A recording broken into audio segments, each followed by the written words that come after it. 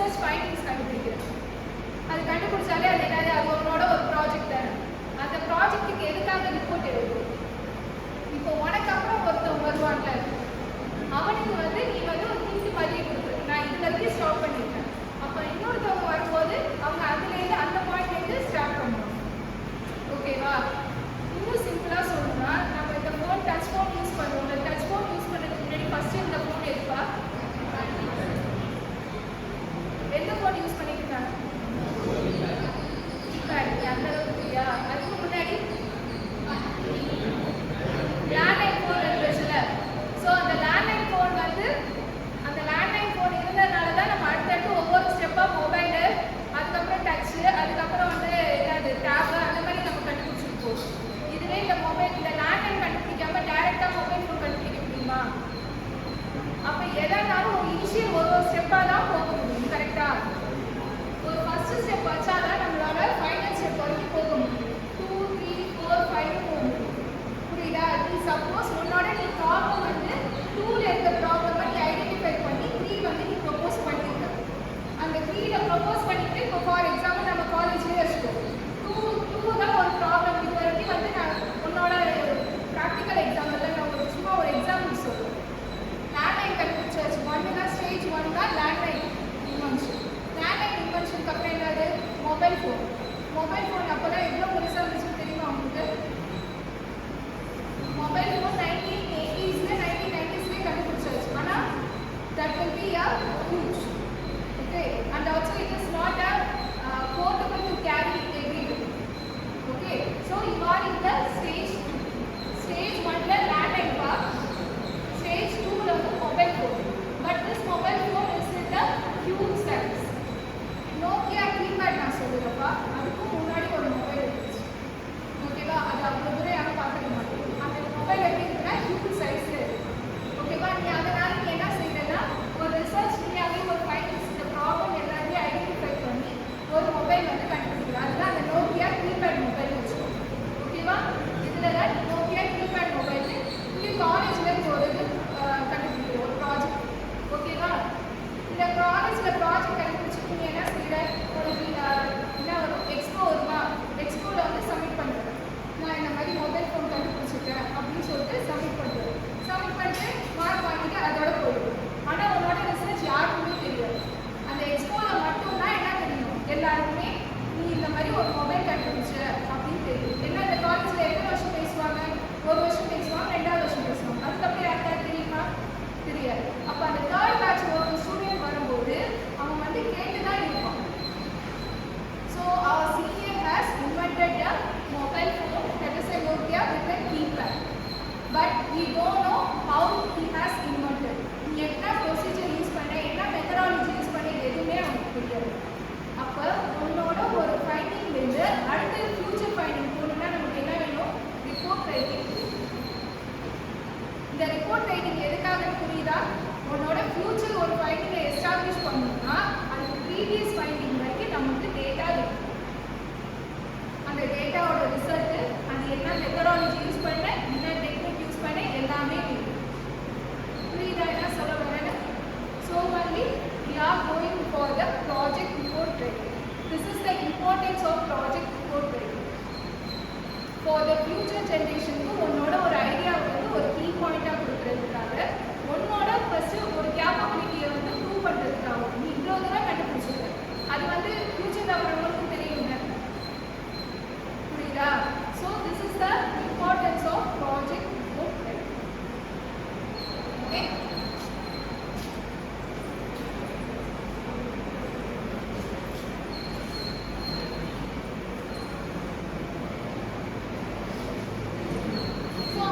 Project report writing. It should be a formal statement or the informal statement. Formal statement இருக்குமா, informal statement இருக்குமா? நான் report writing சொன்னேன்னா அது formal ஆகவும் இருக்கலாம், informal ஆகவும் இருக்கலாம். Reportலே நிறைய types இருக்கு. Report writing has many types. So in the report writing types, we can say that each report writing type will have the formal or the informal writing. But coming to the project report writing, it should be a formal statement of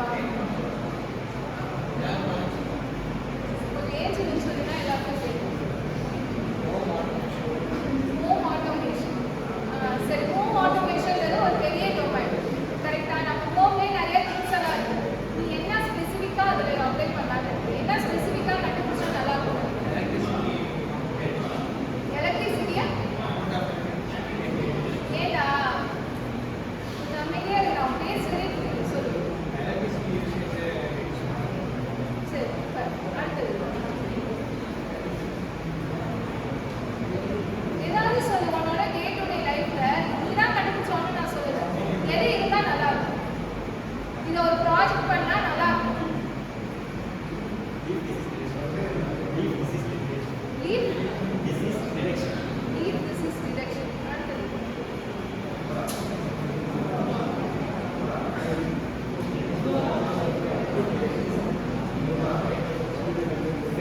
Face recognition. Face recognition னா என்ன இருக்கு? இப்ப leaf detection system னா அவன் சொல்றான்னு வச்சுக்கோயேன். ஒரே ஒரு leaf detection system. ஒரு leafலே நிறைய பாக்டீரியாஸ்லாம் வரும். ஒவ்வொரு பாக்டீரியாவுக்கும் நம்ம வேற வேற ஐடென்டிஃபிகேஷன் பண்ணலாம். புரியுதா? ஆனா face recognition ஏற்கனவே இருக்கு. உன் மொபைல் யூஸ் பண்றதே face recognition யூஸ் பண்ணி தான் ஓபன் பண்ணுற. அப்புறம் அதையும் சொல்லு. வேற ஏதாவது சொல்லு.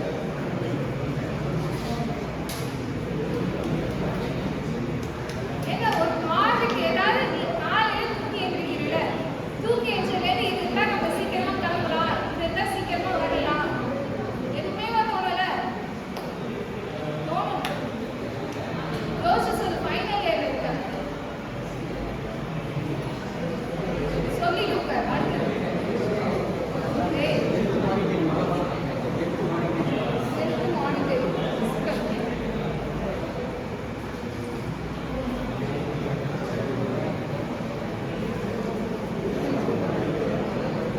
ஏதாவது சொல்லண்டா?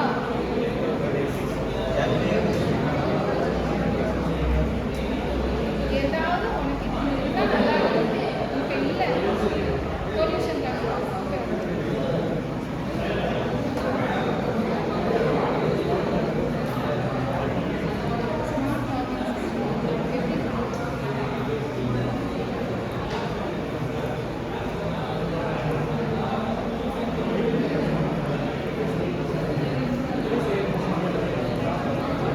Face recognition னா easy தான்.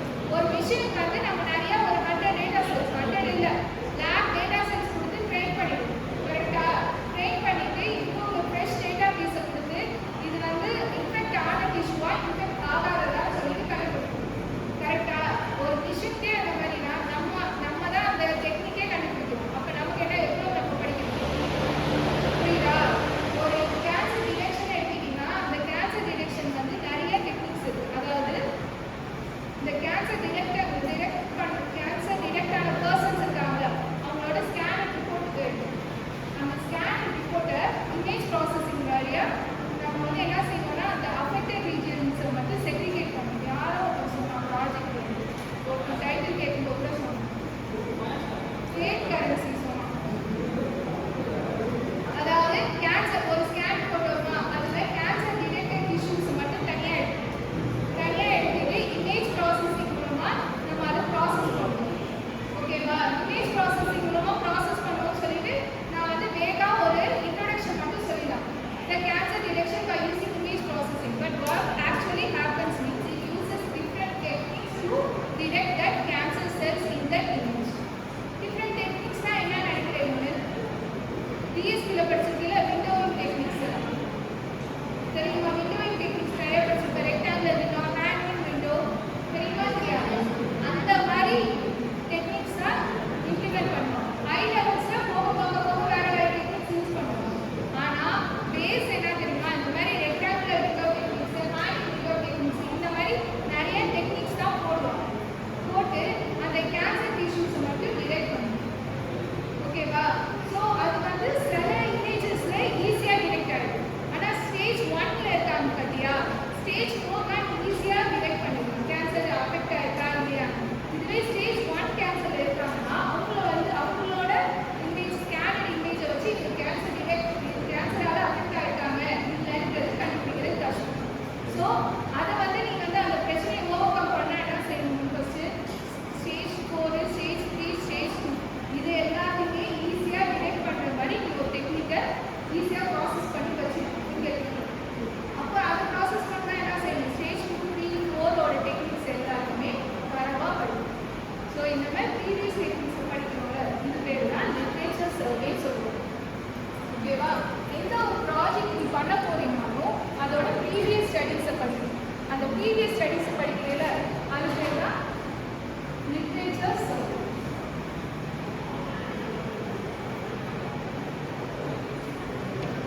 So literature survey just gives you the previous ideas, previous findings.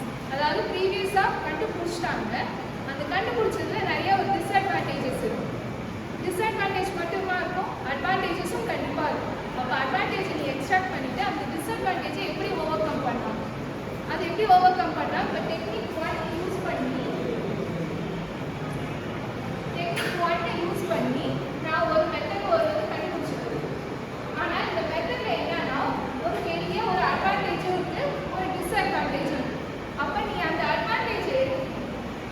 டிஸ்அட்வான்டேஜை over come பண்ணணும்னா நீ ஒரு டெக்னிக் 2 வந்து கண்டுபிடிக்கணும் இந்த டெக்னிக் 2 கண்டுபிடிக்கணும்னா இந்த மெத்தடையும் நீ யூஸ் பண்ணணும் அடிஷ்னலாக நீ ஒரு ஸ்கீம் வந்து ப்ரொபோஸ் பண்ணணும்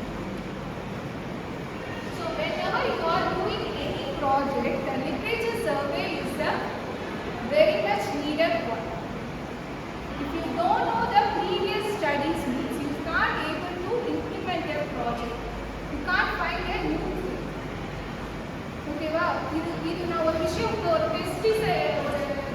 பெஸ்ட் கண்ட்ரோல் நான் கண்டுபிடிக்கிறேன்னு நான் வச்சுக்கோங்க அது ஏற்கனவே இருக்கு நான் கண்டுபிடிச்சதே வேஸ்டும் போது என்ன பண்ண முடியும் ஏற்கனவே ஒரு டெக்னிக் பெஸ்ட் கண்ட்ரோல் ஏதோ ஒரு technique use technique 1 is used to find the pest control அது நீ ப்ரீவியஸ் ஸ்டடீஸே நீ படிக்கல ப்ரீவியஸ் ஸ்டடீஸே படிக்காம நீ ஒரு வருஷம் உட்காந்து ரிசர்ச் பண்ணி இந்த டெக்னிக் 1 யூஸ் பண்ணி நான் பெஸ்ட் கண்ட்ரோல் கண்டுபிடிச்சிருக்கேன்னு சொல்லிட்டு ஒரு ப்ரொபோசல் வைக்கிறேன் அது வேல்யூவா கண்டிப்பாக வேல்யூ ஏன்னா நீ அதை எடுத்துகிட்டு போய் ஒரு ரிசர்ச் ஃபைண்டிங் ஒரு சயின்டிஸ்ட்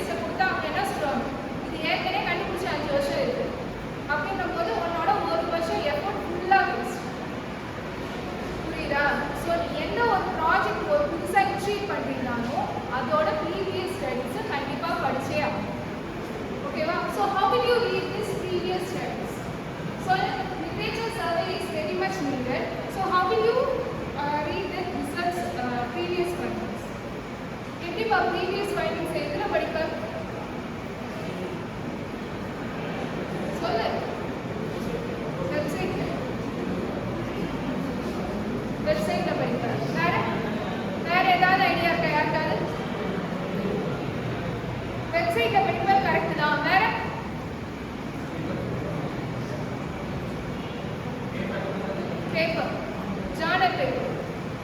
ஜேர்னல் பேப்பர்னா எத்தனை பேருக்கு பாருங்க தெரியும்? தெரியுமா?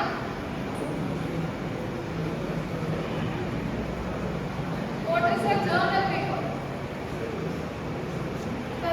நிறைய பேர் நினைச்சுக்கிறீங்க நம்ம ப்ராஜெக்ட் ஃபைண்டிங்ஸ் எல்லாம் நம்ம வந்து ப்ரீவியஸ் ஸ்டடீஸை பற்றி படிக்கணும்னா வெப்சைட்டில் படிக்கலாம்னு சொல்லிட்டு அந்த வெப்சைட் எப்போ அப்டேட் பண்ணியிருக்காங்க? இப்போ நான் 2024 இருக்கேன். நான் 2024 இருந்தது ஒரு ஹோம் ஆட்டோமேஷன் ரிலேட்டடாக ஒரு ப்ராஜெக்ட் பண்ணணும்னு நினைக்கிறேன்.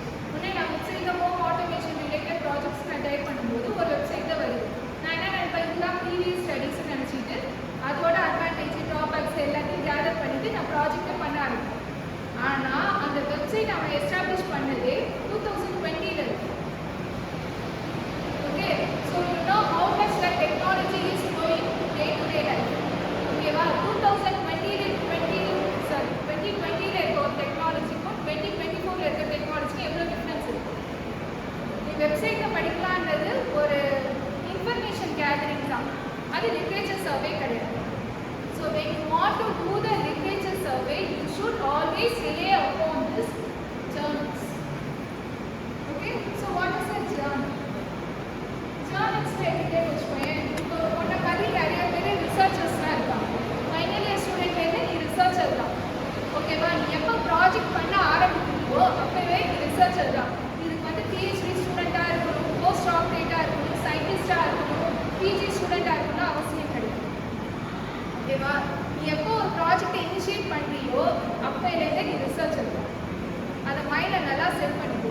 நம்ம வந்து பிடெக் தான் படிக்கிறோம், நம்மளால இந்த ஜேர்னல்லாம் படிக்க முடியாது அப்படின்னா தயவு செய்து நினைக்கிறேன். புரியுதா? ஸோ இந்த ஜேர்னல்லாம் இன்க்ரீஸ் பண்ணிக்கணும்.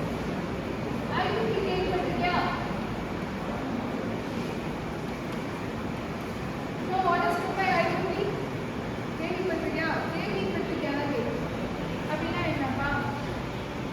ஐடென்டிட்டின்றது ஒரு ஜேர்னல் பப்ளிகேஷன் மாதிரி, highest standard journal publication, one of the highest standard journal publication. So other than that some other publications are there. Wisdom, Springer,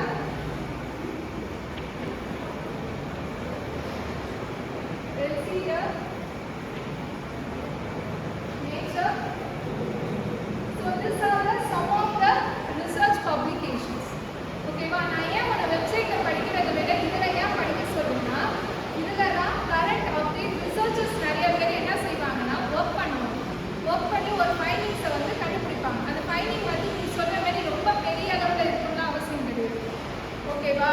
இப்போ யாரோ ஒரு ஃபேக் கரன்சின்னு சொன்னோம். அந்த ப்ராஜெக்ட் நல்லா தான் இருந்துச்சு. ஃபேக் கரன்சினா இமேஜ் ப்ராசஸிங்கை யூஸ் பண்ணி ஃபேக் கரன்சி கண்டுபிடிக்க போகிறாங்க. ஓகேவா? அப்போ இங்கே இமேஜ் ப்ராசஸிங் யூஸ் பண்ணி ஃபேக் கரன்சி கண்டுபிடிக்க போகிறாங்கன்னா ஃபஸ்ட்டு எடுத்தோடனே ஒரு இமேஜ் இருக்குது. இமேஜ்னா என்னது? அந்த நோட் இருக்குல்ல, அந்த நோட்டை ஃபஸ்ட்டு நீ கரெக்டாக கேப்சர் பண்ணணும். கேப்சர் பண்ணும்போது கரெக்டாக அந்த ரீஜன் ஆஃப் இன்ட்ரெஸ்ட்டில் வரணும். ஓகேவா? அந்த நோட்டை நீ எந்த பார்ட்டை வந்து ஸ்கேன் பண்ண போகிறேன்னு தெரியும். ஓகேவா? ஸோ எல்லா நோட்டுமே ஒரே மாதிரி இருக்குன்னு சொல்ல முடியாது. கரெக்டாக எல்லா நோட்டுமே ஃப்ரெஷ் நோட்டாக இருக்கும். கரெக்டாக இல்லையா? சில நோட்டு கசங்கி இருக்கும், சில நோட்டை வந்து கிறுக்கி இருப்பாங்க. அந்த மாதிரி இருக்கிற நோட்டை வந்து நம்ம அது வேல்யூ இல்லைன்னு சொல்ல முடியும். அதுவும் தட் இஸ் ஆல்சோ வேல்யூ. கரெக்டா? அப்போ அந்த வேலிடான நோட்டு எல்லா நோட்டுமே ஒரு ஒரு மாதிரி, ஆனால் எல்லாமே 500 notes. But the type of note is different. First note may be a fresh one, second note may be a old one, and third note may be a scratched one.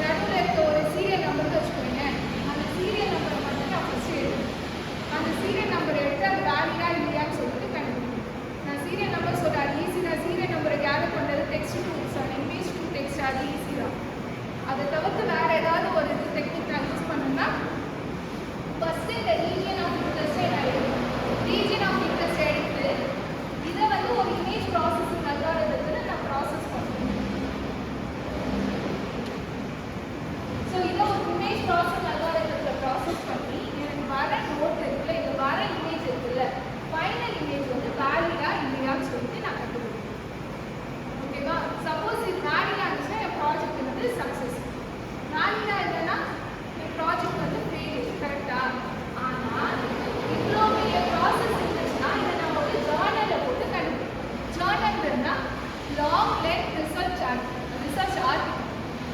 Length வந்து research journal பார்த்தீங்கன்னா minimum 10 pages ல start ஆகும். minimum 10 ல இருந்து 30 pages வரைக்கும் இருக்கு.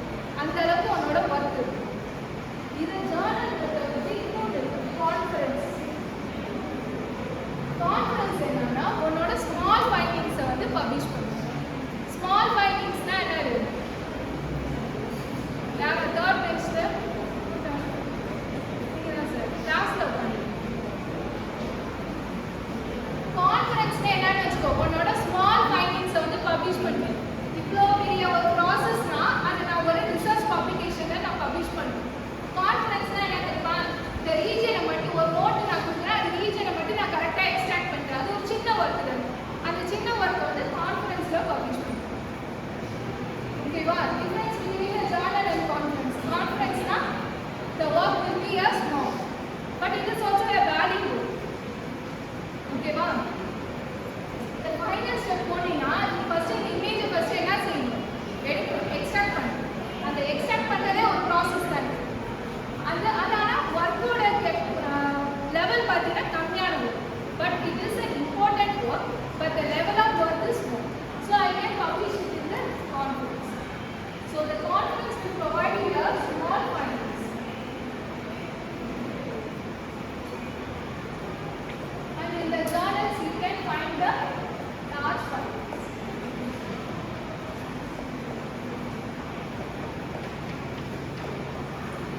Okay, now, so நீ எந்த ஒரு ப்ராஜெக்ட் ஒர்க் ஸ்டார்ட் பண்ணாலும் இந்த மாதிரி ஜேர்னல்ஸ் அண்ட் கான்ஃபரன்ஸ் வழியாக தான் போகும்.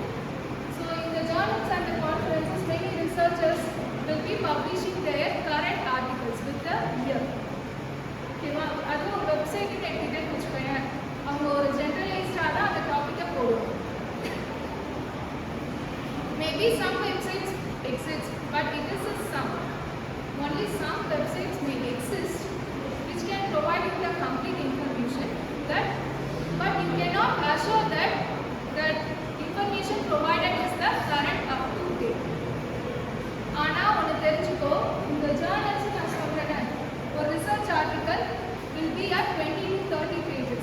It will be very tough to understand the concept.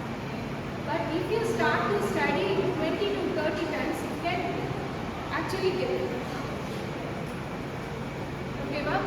So when you start to do the project, first identify the objective of the project. நீ என்ன கண்டுபிடிக்க போற? அதை ஃபர்ஸ்ட் தெரிஞ்சுக்கோ. ஒரு ஹோம் ஆட்டோமேஷன் சிஸ்டம்ல நான் ஏதோ எலக்ட்ரிசிட்டியை வந்து கம்மி பண்ண போறேன்னா அதுக்கான அப்ஜெக்டிவ் என்ன? உன்னோட to reduce the consumption, power consumption. கரெக்டா? பவர் கன்சப்ஷன் தான் உன்னோட அப்ஜெக்டிவ். அதுக்கு ரிலேட்டடான ஜேர்னல் பேப்பர்ஸ் எடுக்கணும், அதோட ப்ரீவியஸ் ஒர்க் எடுக்கணும்.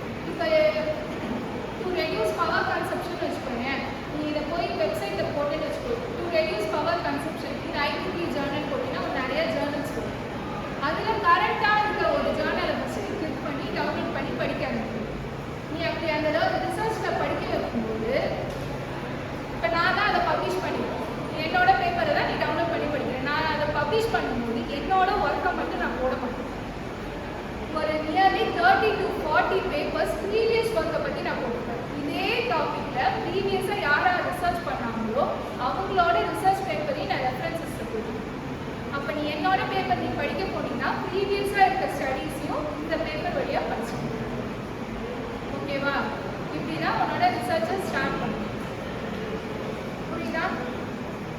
இதில் ஏதாவது டவுட் இருக்கா?